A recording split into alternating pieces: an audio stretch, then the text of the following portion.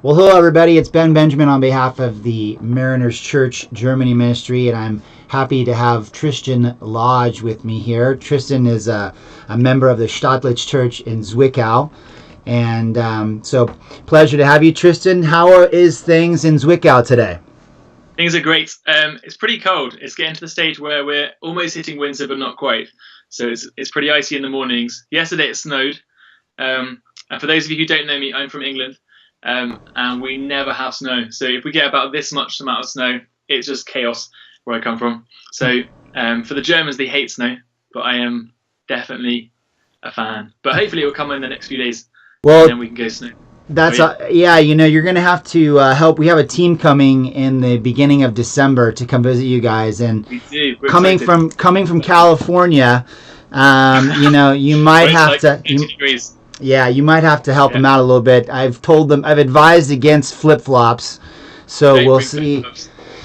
But so Tristan, tell us a little bit about your ministry and kind of what your role is at Stadlich, and what are some of the things that you're working on right now. Yeah. Okay. So I'll start from the beginning. So 3 years ago, I came to Zwickau to help set up Stadtlicht and the church here because it was something that God put on my heart was East Germany and in particular Zwickau. And through one of my friends, her mentor, I eventually came to the the now ex-boss from our church leader, Henry. And so I came in 2013 to Zwickau to help set up Stadtlicht. And it's been really exciting to see how God's been growing the church over the past few years. I'm the worship leader at church, and I'm also on the leadership team now. And so for me, what's been really exciting recently is how excited, how passionate my worship team is becoming. We're now about 15, 20 people Wow. out of a church which is currently we're about 200 people who come regularly on Sundays.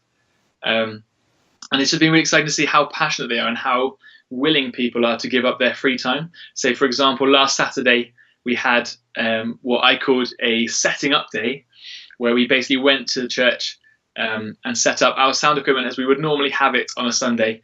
And then we set up the whole room, and then we set up each singer. So each singer was only there for about 10 minutes to set up their microphone, but they were there in total for about 6 hours.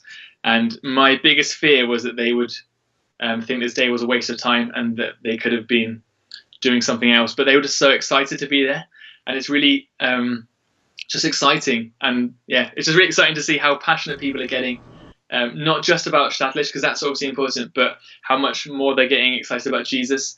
And out of this passion for Jesus, they're becoming excited for Stadtlich and for the worship. And yeah, it's just really exciting to see. What would you guess would be the average age of the members of your congregation, roughly?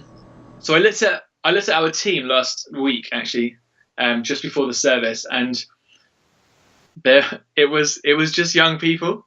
It was young people and Henry. Henry's about 40 now. He's not that old, but so I think on average probably about 24, 25. We've got quite a few students, but we've also got quite a few like young families, so around 27 to 35, 40 kind of age, who've got quite small kids. That's awesome. So yeah, it's amazing. It's been really exciting. It's really exciting, as I say. And then you guys have recently, well, maybe not quite so recently, but I understand you have a new location. When I was there, you were sort of right next to the office. But clearly the growth of the church has caused you guys to move to a new location. I understand. Yeah.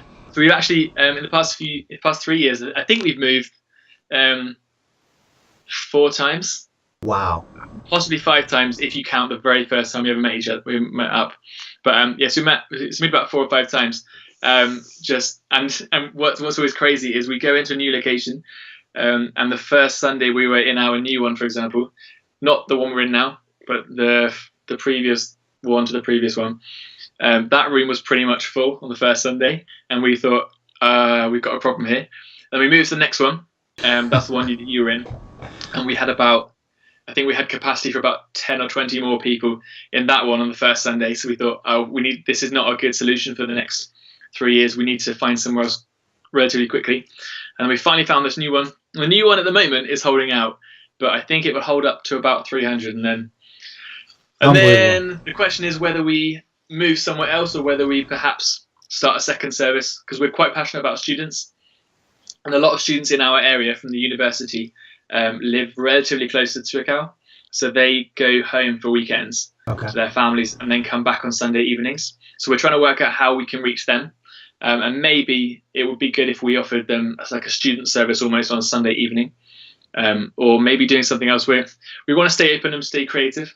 So we don't want to just restrict it to maybe Sunday evenings or even Sundays, but to really ask God and see what He wants us to do.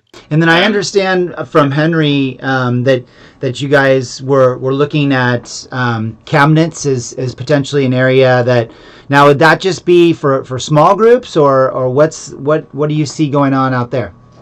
Yeah, so at the moment, I'll come back to the church in a minute because there's also some other points I want to say which are quite exciting. But the thing with Chemnitz at the moment, it's something that God's, I think, putting on my heart. I'm trying to test it a bit at the moment. Not test Him, but test it a little bit and see what I believe He said to me and whether that's accurate. So we're actually running, me and one of my friends are running a rooted course out there, which is we turned up. Firstly, before we started the course, we asked a few people if they wanted to be there, because we get quite a few people from Chemnitz coming. Chemnitz is about half an hour away by train, and then you have to walk about half an hour from the train station to where our church is. And people were coming by train on Sundays to our church because there was nothing properly for them in Chemnitz, which is obviously for us quite an opportunity to say, well, actually, what can we do for you guys? So we said to them, we want to run a rooted course in Chemnitz. So I'm running that with one of my friends. And when we asked them, people then came to us afterwards, like other people, and said, hey, we've heard that you're running a rooted course in Chemnitz. We want to be part of it. And we had to say to some of them, I'm really sorry, we're actually we're full now. We've got 12 people in the course already. And so actually there is scope to move on from that. And the first week we turned up, they're fully motivated for everything. It's incredible. They're so motivated. They're so excited whenever we turn up. And it's been really exciting to see what God's been doing in the past. I think we're on week. What's the demographic of that crowd that's showing up in Chemnitz? I mean, is it that crowd is also pretty much the same. So there's a couple who are about 34-ish kind of age, 35, that kind of age, and then the next couple is 27, 28, and then the rest of them are about between 19, 20, and 23 kind of age. So kind of the same or similar age to our church, actually. So it fits demographically, it fits really well with who we're currently kind of catering for. Not really aiming at necessarily, but catering for. That's so awesome. I love it. That's really amazing to see how God is potentially, pulling you out there and who knows what kind of opportunity. I didn't mean to cut you off. You said maybe there was some other stuff, or I know there's other things that you're excited about back in Zwickau. There's so much stuff. It's crazy. We've only got 10 minutes, but no, I think one of our key values as Stadtlicht is that we do want to plant out into other cities and other areas. Yep. And I mean, we looked at it once right at the beginning of when we were planting Stadtlicht and saying, well, do we need to actually plant another church in Zwickau? Because there's already 25, if you count all of them. And we said, well, actually, there's 91. Well, there are about 100,000 people in Zwickau, and so each church would need to reach like a few thousand people to actually be able to reach all of them. Even if wait, I'll start again. We need to have another 75 churches for each church to only reach 1,000 people. Okay. In order to reach the whole city. So actually there is a need to plant more churches. I think in Chemnitz as well, that's something that is being put on our hearts. And I think we do want to, I mean, there is a need for it, and therefore we kind of see that as being kind of God's direction for that. So it's exciting. So that's, to come back to our church, one thing that I'm quite passionate about is one of my friends in England, I was chatting to her a few weeks ago, and she challenged me on something about, so often as leaders, we look at groups that we're in and that we're leading, and when we leave these groups, when we go back to something else, like if we leave a church or we leave a group, we kind of want the group to fail because it kind of gives us confirmation that actually we were the ones who are holding this group together. or that when we go away, people come to us and say, "Hey, Tristan, it was really cool when you were leading this group, but now it's not so good. Now it's rubbish." And actually, like, that's so often the case that we want this to happen.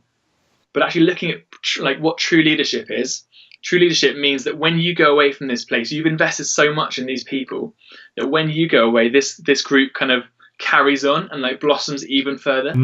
So actually that's something that I'm trying to look at the moment with my worship team is who can I invest in the people that are there, so that if and when I go away, or like, let's hope not, but if I die, for example, that actually this group can still go, and they can still go with the same passion that they've currently got, and that it won't be a gap that I've left, but actually these people will take up the mantle and continue it. So I think new and upcoming leaders is something that I'm also really passionate about, and not just in worship, but also in other areas in church. I love that. I love how God has placed that maturity in your heart too. I mean, what you just said is just, it resonates so loudly, because you're right. I mean, I am the same way. I often feel like, if I were to walk away, I would want, the group selfishly to not succeed. But I think that's what makes you such a unique leader and builder of new leaders is that awareness of, that the goal is really to hand it off, to let somebody else do it, and then to move on and multiply. It's fabulous. Really cool. I think also so often it's just a pride thing that we want people to congratulate us rather than actually being willing to invest in other people. I think other point is come back to Stadtlicht and the demographic at church. Something someone told me a few years ago. They said so often in churches it's the case that new people, when they come to church, they first it's almost like they have to behave. And once they behave, once they kind of accept our rules as Christians, then they're allowed to believe. Then they're kind of allowed to believe the gospel. And after that, once they behave, once they believe, then they're allowed to belong to us, almost as a church. And actually, that's complete crap. It should be the other way. It should be the other way around. That people come to us, they belong to us first. Yeah. Then they believe, because out of this love that we have for them, they experience the love of Jesus. But then they believe, and after that, it's God's work to say to them, "Hey, look what you're doing. We need to change this." And actually, I think this kind of idea we are seeing at Stadtlicht, which is exciting. Some of there's 3 Americans who I hang out with a bit in Zwickau, and 2 of them are pretty much just not Christians at all. And they came because I was preaching last week at church, and they came to church. After the church, they just said, "Tristan, we're converted. We want to come every week." Not that they converted to Christianity, but sure. Tristan, we want to come to church every week. And I'm like, Jesus, that's incredible. These people have nothing to do with you, but so they've experienced this belonging culture. Sure. They've experienced they're accepted. They know that it's a place that they can go. And one of my other friends who's from England, and she also doesn't know Jesus yet. She said, "It's so chilled out here. Everyone's just." This is not what I picture when I picture church. And so actually, I think we are creating a belonging culture. Or, for example, people after church are just staying behind to help set down. They weren't there for the setup, and they don't really know us, but they're just excited because of the culture that God's been building over the past few years in the church. And so they're just excited to stay there and help us out. And that's exciting. It's really exciting to see. Well, I love what you're saying. There's so much that we can learn as the American church, especially being a large church.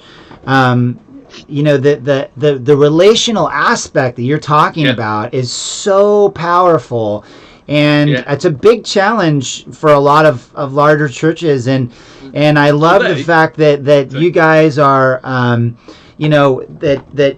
It's not, the goal isn't to necessarily make one big church, but the more smaller churches you have, I think that's why you're able to harness that relational aspect so well. And man, I'm with you in the sense that to me, that's what Jesus is all about more than anything, is the relationship and community and being comfortable and the love and everything else we kind of sort out later. But that is just beautiful what you're saying, Tristan. Sorry, I've got 3 points now. I think firstly with Jesus, like if you look at his stories, he spent so much time at like the tables of people in their homes. He invited them, like he was pretty cheeky, wasn't he? To be honest, he invited himself to dinner at loads of people's houses, which is quite fun. Anyway, but he invites himself to dinner and then goes and spends time with them because he's relational.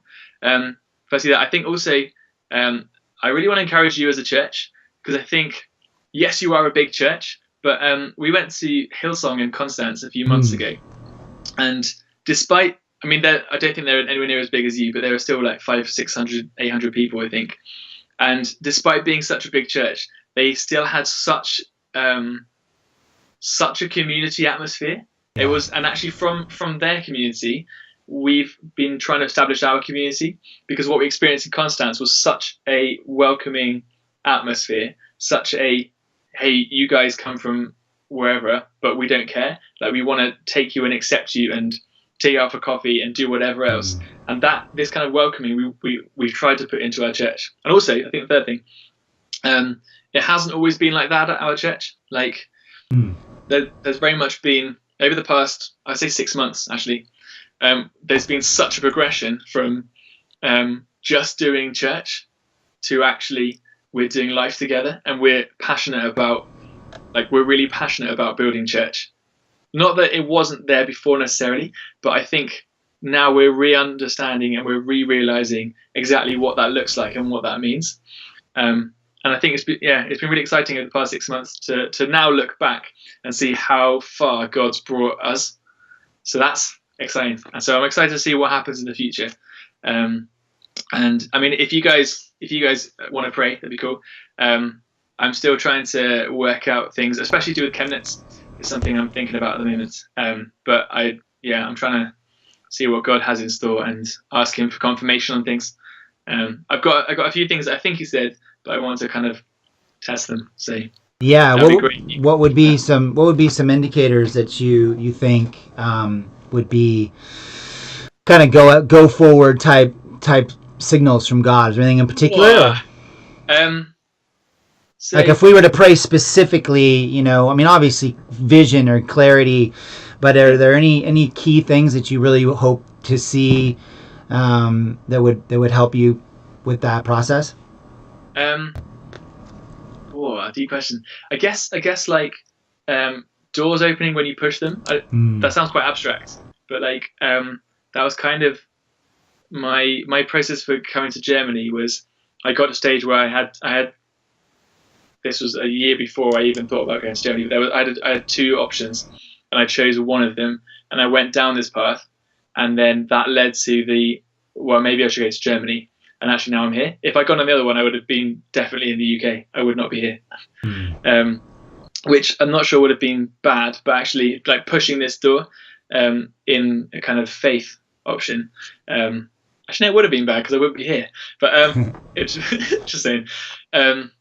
But actually pushing the door in a faith kind of way has actually led to so much more than I could ever ask or imagine. So that's exciting. I think stuff to pray for would be a similar kind of thing with that. I think also people speaking to me, I guess just kind of maybe even almost like re-suggesting the idea, like, oh, Tristan, have you thought about doing this? Like I really enjoy it when God uses people to call out giftings in other people, where God will say something like, hey, have you thought about like people said to me, hey Tristan, have you thought about doing this? And I go, no. And then somehow it then suddenly clicks in your mind, sure, maybe that's God. Maybe that's something that actually I should be doing. And then when you try these things, you suddenly realize this is exactly what I'm meant to be doing. Why didn't God tell me? Or maybe He did, maybe I wasn't listening. But like, why didn't God tell me this beforehand? Why has He told me through this other person? Or why did He have to tell me through this other person? So I guess that speaking to other people I love. I guess also if Chemnitz just keep coming up, like in every conversation that you have, I really enjoy it when God kind of just keeps banging on about the same thing over and over again, and eventually you're like, okay, fine, I'll do it. Right. You know what I mean? Yeah, you're like, got it, God. It's like he pounds it over your head so many times. Yeah. Yeah. I guess like one of my friends in England said a few years ago, she got like this Bible verse and then just kept getting it literally every day from like the randomest of sources, and just keep getting it like pummeled in almost to her. And then eventually she was like, I think I need to do something about this, like, because it was just time and time again. Yeah. And I love it when God is so clear like that. I really enjoy it. So I guess clarity would be good. Sure. Yeah, and also other points from just to pray for. I guess like to stay motivated, but underlying that, stay on track with God and stay spending time with Him, because it's quite easy to almost be so excited about what God is doing that you lose track of who God is. Mm-hmm. Does that make sense? Yeah. That you're kind of really excited about the project. Like Stadlich is kicking off and it's getting really exciting, but I want to make sure that my team and me are making sure that Jesus is kept getting I can't think of English. Just keeps getting put back at the center of everything, and that we actually do remember that. So that's basically things to pray for. So good. No, I love it. That's fabulous, and I'm so excited for our team to come in December and to just hear from you guys and sit with you and hear more of these stories about what God is doing, and East Berlin particularly has such a unique story, and so to me it really is a miracle what's going on there, and I definitely will pass on your prayer requests for cabinets and Stadlich, but specifically just that doors would open for you in cabinets, and that people would just continue to be talking about it, and that you would see enthusiasm and growth out there, and that that whatever your direction would be, that it would be clear, and that you'd be able to move forward in faith and confidence. So, well, listen, Tristan, I really appreciate your time, and again, I look forward to hearing more about what's going on out there, and specifically, with the church planning and just the growth is so exciting to hear. So it is. It's great. I love it. Blessings to you, my friend. Thank you very much. Again, thank you for your time. And you're going to have to come out to California. Do you like to surf at all?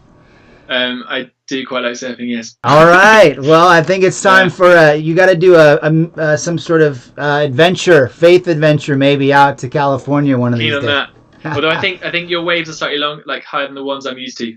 I come from a beach town, but in the UK.